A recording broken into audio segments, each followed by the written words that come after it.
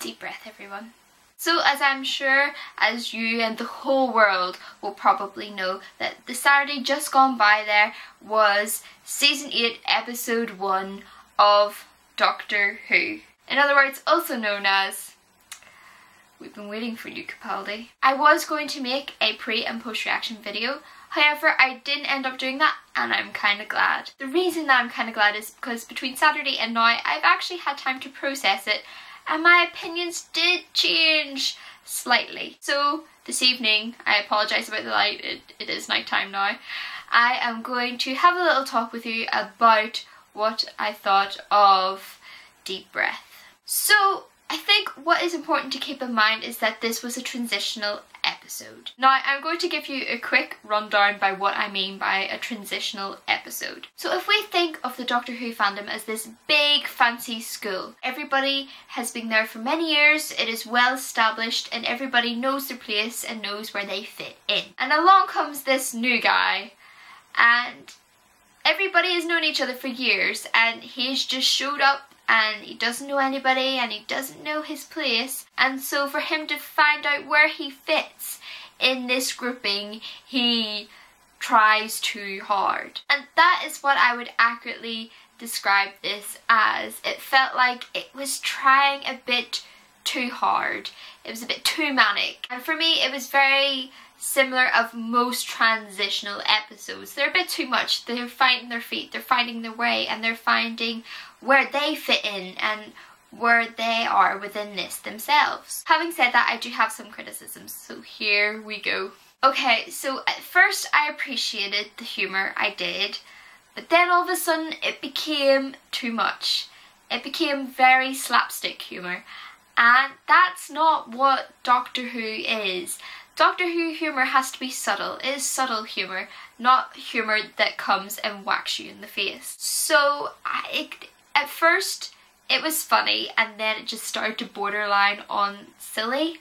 And particularly I found that with Strax's character. I don't know about anybody else if they think it was the whole thing, but particularly Strax I found very funny at first, and then he started to get too silly and it started to really annoy me. Another thing, now I'm not talking about a grumpy doctor, I will get to that later, but there was a slight moment of panic where I thought that they were going to create an uncaring doctor. Now we all know the previous role that Peter Capaldi comes from. I personally never watched the programme. Basically I didn't want it to be this morph of his two characters into one.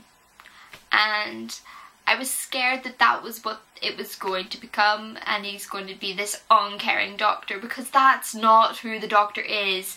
The Doctor is not an uncaring person, and so that made me scared, and I think that that could have been something that could have been toned down a lot. And as always with the Doctor, age is still a complicated, wibbly, wobbly, timey-wimey thing, because apparently he's over 2,000 years now. Maybe it makes sense. What is time in Doctor Who? God only knows. And also on the run up to Doctor Who with the BBC interval adverts, there was so much emphasis on this dinosaur, and I was really excited because everybody knows I freaking love dinosaurs. And yet again, it's just like, it was so, like, why was the I know why the dinosaur was there, but seriously, the dinosaur was there for like 20 minutes and I feel like they lost a potential thing there, because the dinosaur was cool. It just feels like it was 20 minutes wasted whenever the dinosaur just could have been used for a whole episode of something. So it feels like it was kind of wasted potential, because the dinosaur was quite well done and I love dinosaurs, and I would happily watch a Doctor Who episode that is completely surrounded about a dinosaur, and only for 20 minutes. So that felt like wasted potential. Also, a thing about it is I still don't even know if I completely followed with the storyline of what exactly was going on. I think more of the emphasis was on Clara rediscovering the Doctor and finding where she fits with this Doctor, and coming to terms with it's no longer the Doctor that she remembers, but he is still the same person. And though that was beautiful, the actual storyline and the plot of this was kind of, it lost me a bit. Again, that could have had so much potential. I mean, steampunk Victorian Doctor Who, it would be right up my street, and yet I found myself kind of, it wasn't the full thing, which was slightly disappointing. However, having said that, I will admit this was a transitional episode, and I'm going to keep going back to this. This was only a transitional episode. There is potential, lots of potential, because this episode showed that there's lots of potential because there were lots of hidden gems. Firstly, I like the fact that it's a grumpy doctor. I like the fact that he already stated outline that I am not your boyfriend. And I also like the fact that he also said I don't think I'm a huggy person anymore. Because we're going back to this old Doctor Who feel, this kind of grumpy older doctor. And I think that's fantastic. I don't think that's something to be scared of. This line of Doctor Who is going to be something that is going to be really appreciated by really genuine and old fans of the show. If it's done right. It's potential. It's a little golden egg in there, and hopefully it will be fantastic. It's a little hidden gem in there, and hopefully if it's done right, it's going to be brilliant, and it's going to really reminisce old Doctor Who. Also, I appreciated the reference to older doctors and to older episodes of Doctor Who, e.g. the references to the scarf. And reference to Amy. Little wee things like that, they were really hidden gems, and they were the subtle humour that it needs to keep. It can't be slap you in the face, it has to be subtle, and I appreciate that, and that makes those moments so much more special in Doctor Who, when they're like just chucked in like little it's like seasoning. It's like seasoning your food, just nice and subtle, not pouring salt all over your plate. Did I really just make that as... oh gosh. Also, what could be absolutely brilliant is looking very, very potentially likely that there's going to be reference to the fact that Capaldi has been in the show before.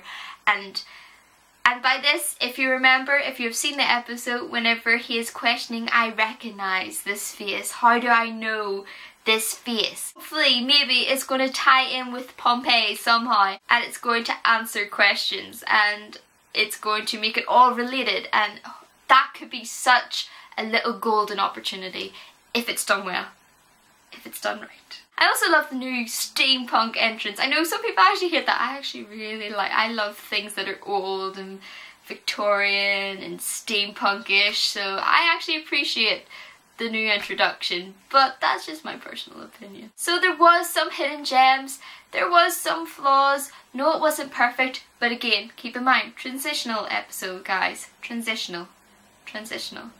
Hopefully it only goes up from here, hopefully. I don't exactly know if I'm going to make a video like this every week. I can't see me making a video like this every week, but maybe we could do an end of season review. I think I'll only do it till the end of the season, and we'll evaluate where we ended up. If you would like to see more on it though, please let me know down the doobly-doo what way you would like videos like this done. So everybody, I hope you were satisfied with our new introduction to Capaldi and you're excited for this season to continue, because I know I am still excited. As always, links to my other social media will be listed down below, and if you like this video, please do give it a big thumbs up. It will be greatly appreciated, and if you have not already, please hit subscribe and join our little family. And until the next video, guys, Geronimo!